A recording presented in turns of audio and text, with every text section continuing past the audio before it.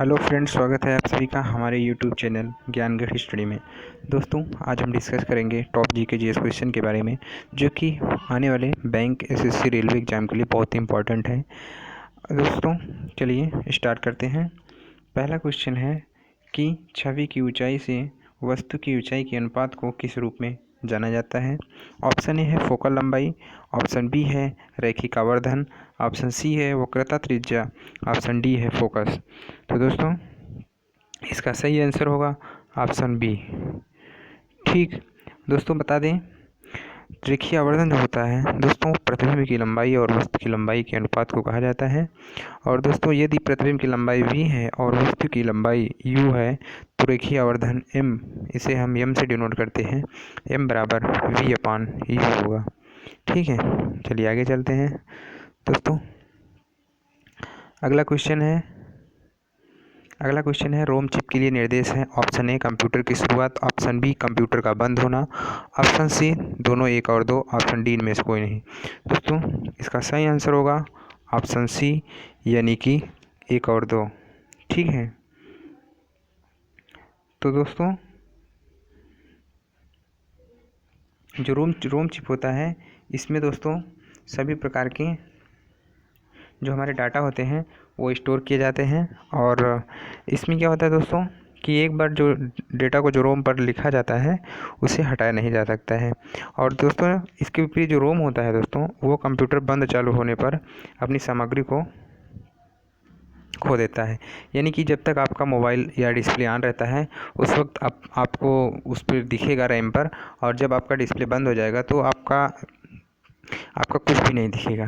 तो बल्कि और जो दोस्तों रोम होता है, रीड ओनली मेमोरी इसकी फुल फॉर्म होती है, यानी कि इसमें जो है हम डाटा को स्टोर कर रख सकते हैं, और जो एक बार इसमें हम स्टोर कर देते हैं उसे बिना डिलीट किए ही हम फ़ोन को या ऑन या ऑफ होने पर भी हम उसे देख सकते हैं।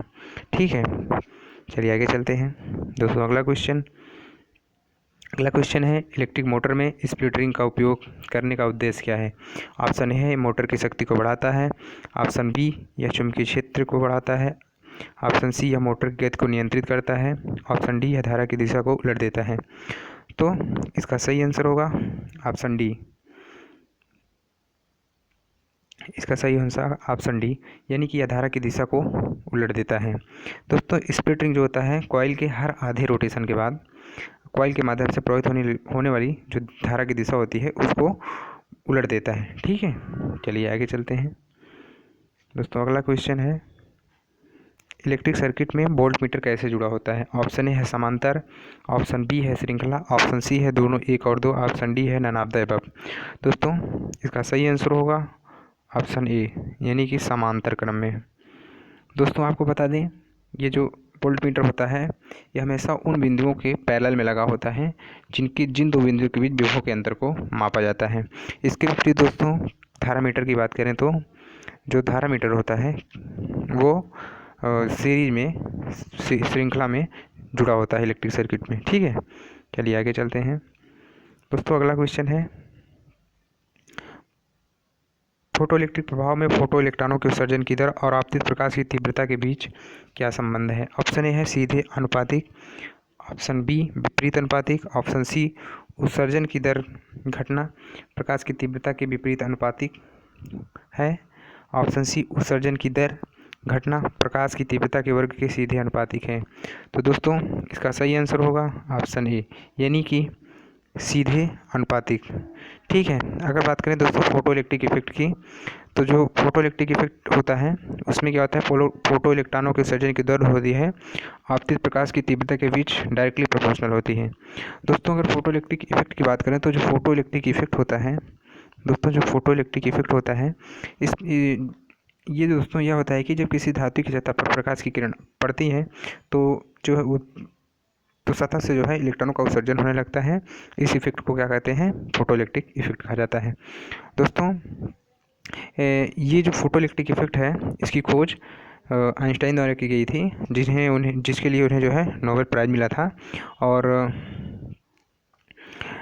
फोटो इलेक्ट्रिक इफेक्ट जो है दोस्तों इसका जो उपयोग होता है हम सोलर पैनल में या सोलर एनर्जी में करते हैं। ठीक है, चलिए आगे चलते हैं।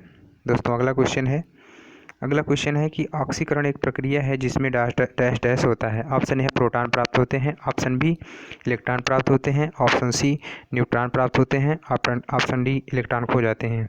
तो दोस्तों इसका सही आंसर होगा ऑप्शन डी, यानी कि इलेक्ट्रॉन खो जाते हैं।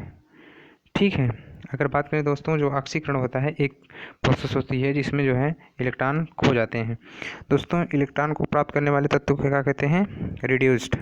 और जो दोस्तों न्यूनीकरण जो प्रक्रिया होती है यानी कि रिडक्शन ऑफ चेन जो प्रक्रिया होती है, जिसमें क्या होता है कि एक तत्व क्या करता है, इलेक्ट्रॉन को प्राप्त करता है, और इलेक्ट्रॉन को जो खोने वाला तत्व होता है उसे हम ऑक्सीडाइज यानी कि ऑक्सीकारक बोलते हैं। ठीक, चलिए आगे चलते हैं दोस्तों। अगला क्वेश्चन है न्यूनीकरण एक प्रक्रिया है जिसमें डैश डैश, यानी ऑप्शन ए है दोस्तों प्रोटॉन प्राप्त होते हैं, ऑप्शन बी इलेक्ट्रॉन प्राप्त होते हैं, ऑप्शन सी न्यूट्रॉन प्राप्त होते हैं, ऑप्शन डी इलेक्ट्रॉन खो जाते हैं। तो दोस्तों न्यूनीकरण प्रक्रिया में क्या होते हैं कि एक तत्व इलेक्ट्रॉन को क्या करता है, प्राप्त करता है, यानी कि इसका बी ऑप्शन सही होगा। ठीक है, इसका बी ऑप्शन सही होगा। दोस्तों बता दें न्यूनीकरण की प्रक्रिया में क्या करता है। न्यूनीकरण की प्रक्रिया में क्या होता है कि कोई भी जो एक एलिमेंट होता है वो इलेक्ट्रॉन को प्राप्त करता है, जबकि ऑक्सीकरण प्रक्रिया में क्या होता है कि इसमें क्या होता है कि एक तत्व इलेक्ट्रॉन को खो देता है। दोस्तों इलेक्ट्रॉन को जो प्राप्त करने वाला तत्व होता है उसे हम रिड्यूस यानी कि अपचय कहते हैं, और जो इलेक्ट्रॉन को खोने वाला तत्व होता है दोस्तों उसे हम ऑक्सीडाइज यानी ऑक्सीकारक कहते हैं। ठीक है, चलिए आगे चलते हैं दोस्तों। अगला क्वेश्चन है कठोर जल को गर्म करने के लिए किस रसायन का उपयोग किया जाता है। ऑप्शन ए है NaCl, ऑप्शन बी है CSO4, ऑप्शन सी है Na2CO3, ऑप्शन डी CaCl2। दोस्तों कठोर जल को गर्म करने के लिए NaCl का उपयोग किया जाता है, यानी कि इसका ए ऑप्शन सही होगा।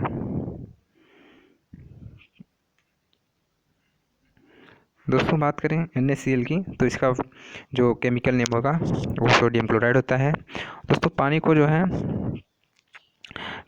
उसको नरम करने के लिए कैल्शियम और मैग्नीशियम के लवण को हटाया जाता है। ठीक है,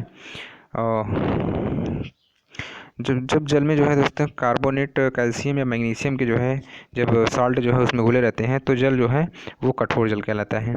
इन्हीं कठोर जल को नरम करने के लिए हम सोडियम क्लोराइड का उपयोग किया जाता है। ठीक है, चलिए आगे चलते हैं दोस्तों। अगला क्वेश्चन है कास्टिक चूना का रासायनिक नाम क्या है। तो दोस्तों ऑप्शन ए है कैल्शियम क्लोराइड, ऑप्शन बी है कैल्शियम हाइड्रोक्साइड, ऑप्शन सी है सोडियम क्लोराइड, ऑप्शन डी है सोडियम बाइकार्बोनेट। तो दोस्तों इसका सही जो कास्टिक चूना होता है दोस्तों इसका जो केमिकल नेम होता है वो कैल्शियम हाइड्रोक्साइड, यानी कि इसका बी ऑप्शन सही है।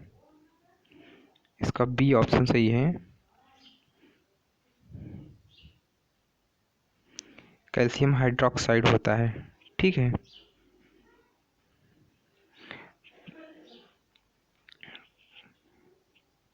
कैल्शियम कास्टिक चूने का जो रासायनिक नाम होता है दोस्तों वो कैल्शियम हाइड्रोक्साइड होता है, यानी कि इसका बी ऑप्शन सही है। दोस्तों कास्टिक चूने का बात करें तो यह क्या होता है कि रंगहीन क्रिस्टल या सफ़ेद पाउडर होता है। इसका दोस्तों उपयोग जो होता है इमारतों और अन्य जैसी संरचनाओं में क्या होता है, जैसे मोर्टार, प्लास्टर और सीमेंट के लिए स्लैग्ड चूने का उपयोग किया जाता है। ठीक है, चलिए आगे चलते हैं दोस्तों। अगला क्वेश्चन निम्नलिखित में से कौन सा अनुपात पूरक जीन इंटरेक्शन को दर्शाता है। ऑप्शन ए है 9:7, ऑप्शन बी है 7:9, ऑप्शन सी 6:3, ऑप्शन डी 3:6।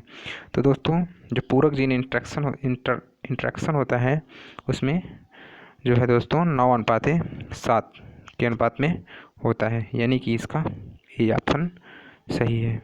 ठीक है, अगर बात करें दोस्तों जो कॉम्प्लीमेंट्री जीन इंटरेक्शन होती है इसको दोस्तों इसकी जो डिस्कवर की गई थी 1906 में विलियम बेटसन और रेगी नाल्ड पुनेट द्वारा खोजा गया था। दोस्तों इसमें क्या होता है कि 9 संतानों में दोनों प्रमुख जीन होते हैं, और जबकि 7 में एक या दोनों प्रमुख होते हैं। ठीक है, चलिए आगे चलते हैं। अगला क्वेश्चन है कीमोथेरेपी का उपयोग डैश डैश के लिए किया जाता है। ऑप्शन ए है यक्ष्मा, ऑप्शन बी है हैजा, ऑप्शन सी है कैंसर, ऑप्शन डी है स्वाइन फ्लू। दोस्तों जो कीमोथेरेपी होता है इसका उपयोग कैंसर के लिए किया जाता है। ठीक है, यानी कि इसका सी ऑप्शन सही है। अगर बात करें दोस्तों कीमोथेरेपी में इसमें क्या होता है कि जो शरीर में प्रभावित क्षेत्र होता है उसमें कैंसर कोशिकाएं होती हैं, उसको नष्ट कर दिया जाता है। ठीक है, चलिए आगे चलते हैं दोस्तों। अगला क्वेश्चन है खमीर डैश डैश का उदाहरण है। ऑप्शन ए है जीवाणु, ऑप्शन बी है कवक, ऑप्शन सी है वायरस, ऑप्शन डी है शैवाल। तो दोस्तों ईस्ट खमीर को बोला जाता है। ये है दोस्तों कवक का उदाहरण है, तो इसका यानी कि इसका बी ऑप्शन सही है। ठीक है दोस्तों, बात करें कवक में तो दोस्तों हमारे जो मशरूम होते हैं और मोल्ड होते हैं ये भी फंजाई कवक के उदाहरण होते हैं। चलिए अगला क्वेश्चन है दोस्तों, किस ग्रंथि से सेक्स हार्मोन निकलता है। ऑप्शन ए है पिट्यूटरी ग्लैंड, ऑप्शन बी है थायराइड ग्रंथि, ऑप्शन सी है कॉपर ग्लैंड, ऑप्शन डी है अधिवृक्क। तो दोस्तों इसका सही आंसर होगा पिट्यूटरी, यानी कि इसका ए ऑप्शन सही होगा। दोस्तों बात करें सेक्स हार्मोन की तो ये जो है दोस्तों पिट्यूटरी ग्लैंड से इसका स्राव होता है सेक्स हार्मोन्स का। और इसमें जो अधिवृक्क ग्रंथि होती है दोस्तों वो थायराइड ग्रंथि अंडाशय प्रकार बढ़ती है। और दोस्तों ये पिट्यूटरी ग्लैंड होती है, ये परीक्षण करती है कि थायराइड जो हार्मोन है उस हार्मोन स्राव के माध्यम से हार्मोन का उत्पादन करती है। और दोस्तों यह क्या करता है, मेटाबॉलिक यानी कि उपापचय, यौन परिपक्वता, प्रजनन आदि को भी नियंत्रित करता है। ठीक है, चलिए आगे चलते हैं दोस्तों। अगला क्वेश्चन है कि निम्नलिखित में से कौन भारत का पहला सौर ऊर्जा संचालित रेलवे स्टेशन है। ऑप्शन ए है गुवाहाटी, ऑप्शन बी है इंदौर, ऑप्शन सी है जोधपुर, ऑप्शन डी है जयपुर। तो दोस्तों इसका सही आंसर होगा ऑप्शन ए यानी कि गुवाहाटी। तो दोस्तों भारत का पहला सौर ऊर्जा संचालित रेलवे स्टेशन गुवाहाटी है। ठीक है, और बात करें दोस्तों ये जो है रूफटॉप और सोलर एनर्जी प्लांट में 2352 सौर मॉड्यूल स्थापित किए गए हैं असम गुवाहाटी में। तो दोस्तों जो गुवाहाटी हमारा सौर ऊर्जा से चलने वाला भारत का पहला रेलवे स्टेशन है। चलिए आगे चलते हैं।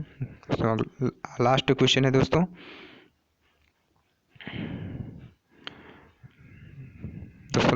लास्ट क्वेश्चन है कि सांकेतिक भाषाओं का पहला अंतर्राष्ट्रीय दिवस कब मनाया गया था। दोस्तों ऑप्शन ए है 22 सितंबर 2018, ऑप्शन बी है 23 सितंबर 2018, ऑप्शन सी है 12 फरवरी 2019, ऑप्शन डी है 10 जनवरी 2019। तो दोस्तों इसका सही ऑप्शन होगा ऑप्शन ए यानी कि 22 सितंबर 2018। दोस्तों सांकेतिक भाषा की बात करें तो सांकेतिक भाषा का जो पहला अंतर्राष्ट्रीय दिवस था दोस्तों वो 22 सितंबर 2018 को मनाया गया था। और दोस्तों 22 सितंबर 2018 का जो उसकी जो थीम थी इस दिवस की वो थी कि with sign language everyone is include. इस थीम के साथ दोस्तों दुनिया भर में मनाया गया था। दोस्तों आज के लिए इतना ही दोस्तों, अगर हमारे वीडियो पसंद आए तो आप ज़रूर लाइक शेयर सब्सक्राइब जरूर करिएगा। थैंक्स फॉर वाचिंग, मिलेंगे नेक्स्ट वीडियो में, तब तक के लिए आप अपना ख्याल रखिए। धन्यवाद।